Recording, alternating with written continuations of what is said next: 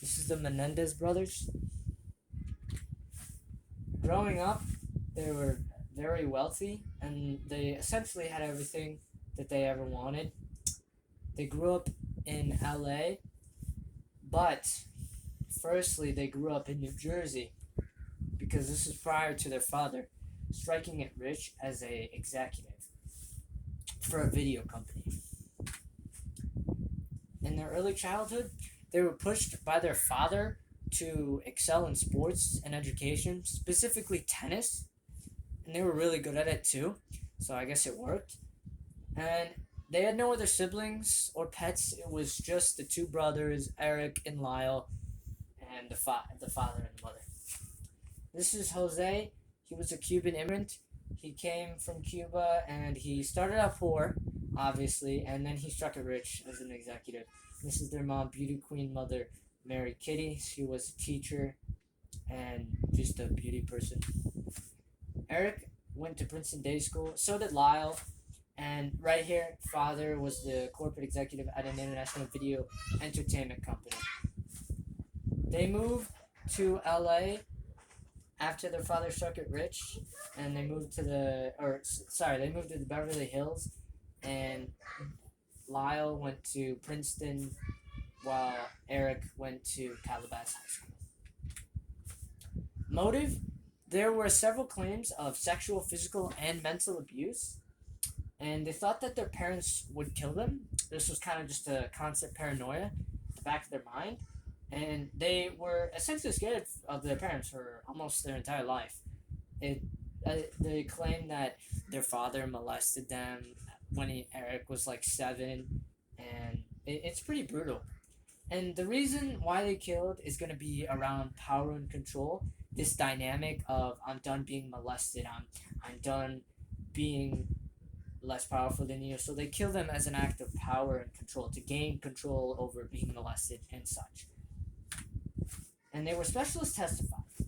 They claimed Eric had PTSD, and so the defense they're going for was that they acted in a blind panic. So it wasn't necessarily their fault.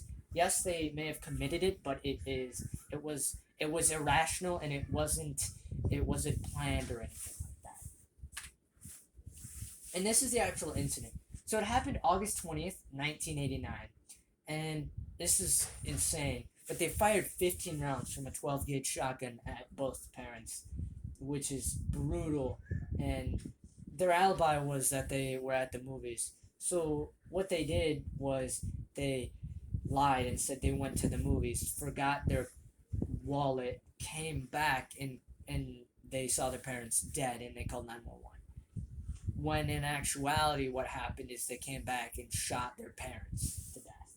And this is a video explaining that.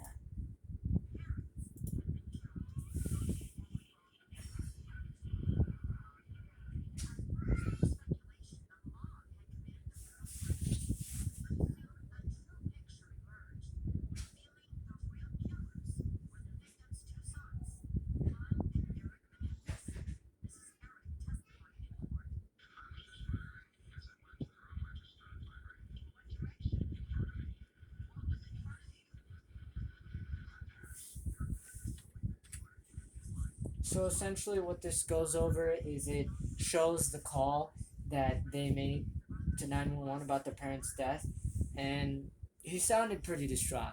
I'll say that. And maybe they were, who knows? Maybe they were distraught. But then he goes over in court saying that he just started firing in front of him. And he didn't really give a thought to it. It was just boom, boom, boom, boom. Whoops. This is their cousin, Diane Vandermolen. She came in court and said, I know that they would never ever have done what they did unless they felt that they had no choice, that it was either them or their parents. So basically, she's defending them and saying that they did what they did because they had to, and they wouldn't have otherwise. Which is, iffy. Yeah, I don't really know how well their cousin knew them or their personal home life, so it's hard to say whether her account is like accurate enough, but it's something to consider in the court. And this is their therapist that they saw, Dr. Azil. One day they were talking, and basically Eric told him that he was feeling guilty. They were feeling guilty, and they needed to tell someone. So this guy recorded it, and this dude's mistress, because for some reason he has a mistress. I guess I don't know, but he has a mistress, and his mistress confiscated the tapes, and she sent it to the police, which basically was their. I mean, that was basically defined the rest of the court case. That it was pretty much over for them because I mean, it was literally had a tape of them confessing that they did it. So pretty brutal for them. It was, and they were found guilty of murdering their parents. No surprise. They were sentenced to life in prison with no possibility of parole. Just yeah, and it happened on April 17, 1996, and this is a video of the court case. So this is towards the end. This is when it's getting wrapped up, and they are getting sentenced.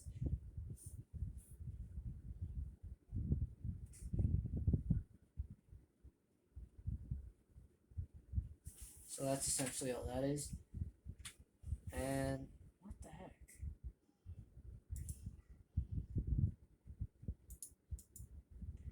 So one reason why I picked the Menendez brothers is because their case is so interesting and unique compared to everyone else's. Well, yes, there are two brutal murders. There are many questions to consider along the way that I just find that you don't get with other cases. I mean, for example, are they guilty of murder? You have to ask yourself, did they do it? Did they commit the murders? Because some evidence will point towards that they did it, and some won't. And I think that's interesting because you look at a lot of the other serial killers, it's pretty obvious they did what they did, right? It's pretty obvious that the clown killer killed all those kids and stuff. That's pretty evident. But in here, you kind of have to ask yourself, like, did they really do it? And you also have to ask yourself, like, were they really molested? Was that just a defense thing? And I think that's very interesting, and this is a case that will continue to live on and be looked at throughout time, which I think is really cool.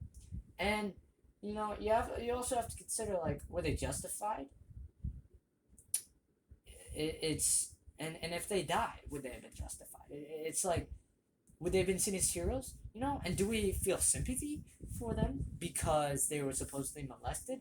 I mean, I feel like if I were being molested, that would be terrible. And while maybe they murdered their parents brutally, if they're being molested, that's pretty terrible. And they may not have had anywhere to go. And yet, murdering their parents, 15 shots to the body is terrible. But that's why I like this case. It's really cool, and it's interesting. There's a lot of questions to ask yourself along the way, which I just think is really neat because you don't do that with a lot of the cases. I feel like a lot of cases, you look at it, you look at the killers, you're like, all right, that's that. This one, not so much.